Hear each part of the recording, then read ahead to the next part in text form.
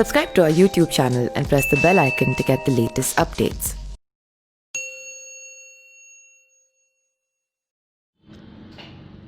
राजस्थान के मुख्यमंत्री अशोक गहलोत के खिलाफ बागी रुख अख्तियार कर चुके सचिन पायलट फिलहाल भले ही कांग्रेस से दूर चले गए हों, लेकिन पार्टी में वापसी का रास्ता अभी उन्होंने खोल रखा है। हालांकि बीजेपी में जाने की संभावनाओं से पायलट पहले इनकार कर चुके हैं और गहलोत की चेतावनी और अनुशासनात्मक कार्रवाई के बाद भी वो नहीं झुके हैं। सचिन पायलट कोर्ट से सियासी बाजी जीतने के बाद क्या आप कांग्रेस नेताओं को साधने में जुटे हैं?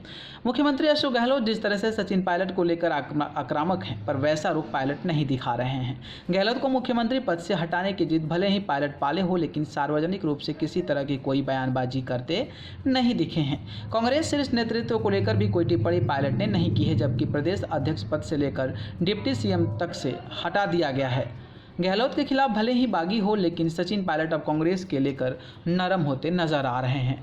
सचिन पायलट ने राजस्थान में गोविंद सिंह डोटासरा ने बुधवार को प्रदेश अध्यक्ष पद की कुर्सी संभाली। इस मौके पर पायलट ने डोटासरा को प्रदेश अध्यक्ष का पदभार ग्रहण करने की बधाई दी। उन्होंने ट्वीट में लिखा कि मुझे उम्मीद है कि आप बिना किसी दबाव या पक्षपात के उन कार्यकर्ताओं जिनकी मेहनत से सरकार बनी है उनका पूरा मान सम्मान करेंगे। वहीं डोटासरा ने भी बधाई स्वीकार करते हुए ट्वीट लिखा, बहुत बहुत धन्यवाद सचिन जी, मुझे भी उम्मीद है कि आप बीजेपी और खट्टर सरकार की मेहनतबाजी छोड़कर उन सभी कांग्रेसी कार्यकर्ताओं जिनकी मेहनत से सरकार बनी है उनके मान सम्मान को बरकरार रखने के लिए जयपुर आकर कांग्रेस सरकार के साथ खड़े होंगे। सियासी संग्राम के बीच राजस्थान विधानसभा स्पीकर सीपी जोशी के जन्मदिन पर पूर्व उप मुख्यमंत्री सचिन पायलट ने बधाई और शुभकामनाएं दी। पायलट ने ट्वीट करके कहा था, राजस्थान विधानसभा अध्यक्ष सीपी जोशी जी को जन्मदिवस की हार्दिक बधाई एवं शुभकामनाएं। मैं ईश्वर से आपके उत्तम स्वास्थ्य एवं दीर्घायु जीवन की कामना करता हूँ।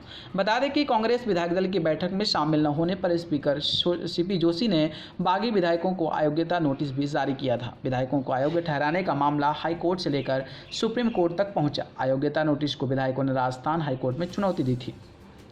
कोर्ट ने 24 जुलाई तक बागी विधायकों के खिलाफ कार्यवाही पर रोक लगाने का आदेश दिया था, जिसके खिलाफ स्पीकर सुप्रीम कोर्ट पहुंचे थे, लेकिन बाद में उन्होंने याचिका वापस ले ली। इसके बाद पायलट उन्हें जन्मदिन की बधाई देना भी नहीं भूले।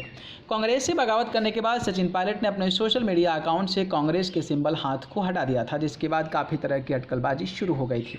कयास लगाए जा रहे थे कि पायलट बीजेपी में शामिल हो सकते हैं, लेकिन इसको लेकर पायलट ने कहा था कि वो बीजेपी में शामिल नहीं होना चाहते हैं। हाल ही में एक बार फिर से सचिन पायलट के फेसबुक पोस्ट में हाथ का निशान दिख रहा है।